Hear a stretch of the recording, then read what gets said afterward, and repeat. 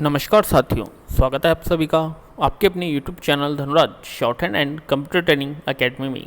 दोस्तों, आज का हमारा डिक्टेशन है विधानसभा रिपोर्टर हिंदी डिक्टेशन, गति 140 शब्द प्रति मिनट। और दोस्तों, इस डिक्टेशन का पीडीएफ आपको हमारे Telegram channel Dhanuraj short hand academy पर मिल जाएगा। आप वहाँ पर हमारा टेलीग्राम चैनल ज्वाइन करके वहाँ से इसकी पीडीएफ भी ले सकते हैं। तो आइए स्टार्ट करते हैं डिक्टेशन 5 सेकेंड बाद। Be ready, start. मान्यवर, रेलवे का जो बजट हमारे रेलवे मंत्री जी ने इस सदन में प्रस्तुत किया है, मौजूदा हालात को देखते हुए इससे अच्छा और सूझबूझ और अक्ल वाला बजट कोई दूसरा प्रस्तुत नहीं कर सकता था। मैं इसके साथ साथ यह भी जानना चाहता हूं कि क्या कारण है कि इतना बड़ा रेलवे विभाग है, फिर भी इसमें इतना घाटा क्यों होता है। मेरी उम्र करीब 50 साल की हो गई है। 30 साल से मैं सूझबूझ रखने लगा हूँ और देश की हालत के बारे में बहुत सोचने की कोशिश भी करता रहा हूँ। मैं अभी तक इस सवाल का जवाब नहीं पा सका हूँ कि रेलवे के अंदर चाहे आप रात को जाइए, दिन में, और चाहे प्रथम श्रेणी के टिकट खरीदने के लिए जाइए, आपको टिकट नहीं मिली। इसका मतलब यह है कि रेलवे फुल कैपेसिटी में चलता है। हमारी रेलें 24 घंटे चलती हैं। जब इतना बड़ा विभाग होने पर कोई भी सीट खाली नहीं होती, तो मेरी समझ में नहीं आता है कि रेलवे में घाटा क्यों होता है। आज तक मैं इस पर सोचता रहा हूँ कि सरकार से यह निवेदन करना चाहता हूँ कि वह इस बात का जवाब दे कि क्या कारण है कि जब महीनों तक टिकटों की वेटिंग लिस्ट बनी रहती है, लोगों को टिकट नहीं मिलते हैं, तो फिर घाटा क्यों होता है। मुझे ऐसा लगता है कि ज़रूर कहीं ना कहीं रेलवे प्रशासन में कोई खराबी या विरोधी दलों के लोग बीच में घुसे हुए हैं और वे रेलवे प्रशासन में दुर्व्यवस्था फैलाते हैं। मैं चाहता हूं कि सरकार को इन लोगों से सावधान रहना चाहिए। मैं जानना चाहता हूं कि इस घाटे का क्या कारण है। रेलवे के बजट में यह जो घाटा होता है, उसका क्या कारण है, इसको मंत्री महोदय बताएं। पैरा। दूसरी बात यह है कि मालगाड़ियां जितनी भी हैं, अगर उनको देखें तो वहाँ कोयले की आवश्यकता है जो पूरी नहीं हो रही है। कोयला नहीं आ रहा है। यह क्यों नहीं आ रहा है? क्योंकि बोगियां नहीं मिलती हैं। बोगियां इतनी ही हैं नहीं जिनसे देश की मांग पूरी हो सके, तो मालगाड़ियों में भी उपलब्धता नहीं है। बोगियों में भी बहुत भीड़ है, वे भी पूरी कैपेसिटी पर चलती हैं, तो फिर घाटे का सवाल क्यों पैदा होता है। पैरा। मेरा तीसरा सवाल यह है कि रेलवे के अंदर दुर्घटनाएं क्यों होती हैं। यह बात मेरी समझ में आज तक नहीं आई, जबकि रेलवे लाइन अलग है। रेलवे लाइन पर हवाई जहाज़ चलते नहीं हैं, बैलगाड़ी नहीं चलती, मोटरसाइकिल नहीं चलती, रेलगाड़ी चलती है। जब रेलवे लाइन पर रेलगाड़ी ही चलती है तो दुर्घटनाएं क्यों होती हैं? कहीं न इन दुर्घटनाओं के पीछे विरोधी दलों का हाथ तो नहीं है। मैं सरकार से यह जानना चाहूँगा कि वह इस बात का जवाब दे कि कौन सी विरोधी पार्टियां हैं, वे कौन से तत्व हैं जो रेल के अंदर उपद्रव करते हैं। पैरा। उपसभापति महोदय, रेलवे प्रोटेक्शन फोर्स द्वारा जो 1963-64 की तुलना में 64-65 की पकड़े गए व्यक्तियों की संख्या 4000 से बढ़कर 5000 हुई है। यह प्रोटेक्शन फोर्स की सफलता ही कही जाएगी। यह जो संख्या है वह काफ़ी संतोषजनक है, परंतु मैं यह भी कहना चाहूँगा कि इस ओर भी सुधार होना चाहिए। इसके साथ ही मैं यह कहना चाहूँगा कि केटरिंग की असफलता सबको चुभती है, लेकिन मैं आपका ध्यान इस बात की ओर अवश्य दिलाऊंगा कि 3 लाख रुपए का घाटा ही नहीं है, बल्कि खाने वाले यात्रियों के असंतोष की ओर अधिक ध्यान देने की ज़रूरत है। यदि यात्रियों को संतोष होता और लाख रुपए का घाटा होता तो दुख कम होता, परंतु ऐसा मालूम होता है कि इस विभाग के कर्मचारी इस सरकारी रुपए से भी कुछ गुप्त लाभ उठा सकते हैं और यात्रियों को दिए जाने वाले भोजन आदि से भी निजी लाभ उठाने की कोशिश करते हैं।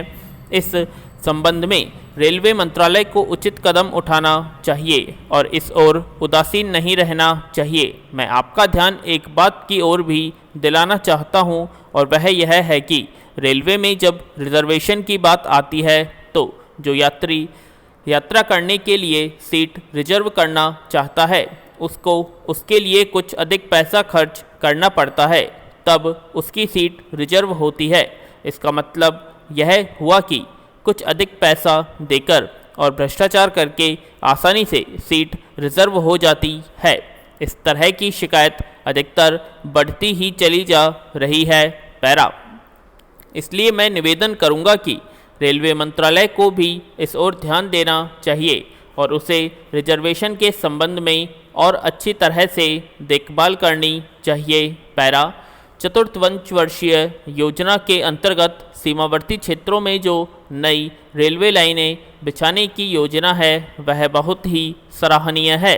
अभी असम के एक माननीय सदस्य ने रेलवे मंत्रालय का ध्यान इस बात की ओर आकर्षित किया था और मैं समझता हूं कि जहां तक सीमावर्ती क्षेत्र का संबंध है वहां हमें जल्द से जल्द नई रेल लाइनें तैयार करनी चाहिए और इस ओर रेलवे मंत्रालय सफलता से कार्य भी कर रहा है क्योंकि देश की सुरक्षा के संबंध में रेल मार्ग एक महत्वपूर्ण मार्ग सिद्ध होता है। संतोष की बात है कि रेलवे जहां प्रतिवर्ष 320 करोड़ रुपए का सामान खरीदती है वहां केवल 18 से 20 करोड़ रुपए का साज सामान ही बाहर से मंगाया जाता है।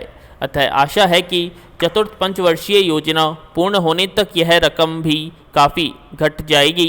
रेलवे की सफलता इससे भी सिद्ध हो रही है कि गत 5 वर्षों में आमदनी लगभग दुगनी हो गई है। हाँ, यहाँ यह मैं कुछ जरूरी बातों की ओर ध्यान आकर्षित करना चाहता हूँ और वह यह है कि ईस्टर्न रेलवे के साहिबगंज लूप लाइन में दोहरी लाइन बिछाई जानी चाहिए। इस ओर रेलवे विभाग तुरंत ध्यान दे। पैरा। उपसभापति महोदय, सबसे पहले तो मैं आपके प्रति कृतज्ञता प्रकट करता हूं कि आपने इस समय मुझे बोलने का अवसर दिया। इस विषय का महत्व और बढ़ गया है। अभी 1 साल पहले देश के 9 राज्यों में सूखे का प्रभाव रहा और 3-4 राज्य पूरी तरह से बाढ़ से ग्रसित रहे। महोदया, उसका दुष्परिणाम न अभी देश से समाप्त हुआ है न उस इलाके के किसान पर से समाप्त हुआ है। एक बात और उल्लेख करना चाहता हूँ, एक के बाद एक घोषणाएं तो होती रहती हैं।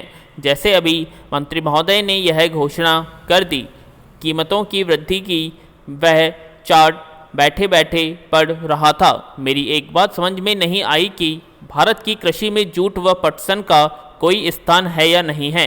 एक पैसे की वृद्धि का इसमें उल्लेख नहीं है, लेकिन अब तक देश के अंदर कई बार बीमा की चर्चा हो गई है। मैं आपसे कहना चाहता हूं कि जिस प्रदेश से मैं आता हूं, बाढ़ ने 3-4 बार बर्बाद किया है और अभी आते आते 5वीं बार किसानों को अप्रैल महीने के प्रारंभ में मार्च के अंत में ओले ने बुरी तरह से बिहार में बर्बाद कर दिया है और कई प्रदेशों को बराबर कर दिया है। अगर हम चर्चा करते हैं फसल बीमा की, तो यह फसल बीमा का मकसद वास्तविक रूप से जो पीड़ित किसान है उन तक पहुंचाना है। इसके लिए मैं सरकार से कहना चाहता हूं कि आप प्रीमियम की आकांक्षा सीमांत और लघु किसानों से मत करिए, बल्कि केंद्र सरकार फसल बीमा के प्रीमियम के लिए राज्य सरकार को विवश करे कि वे प्रीमियम के लिए आए विराम। पैरा।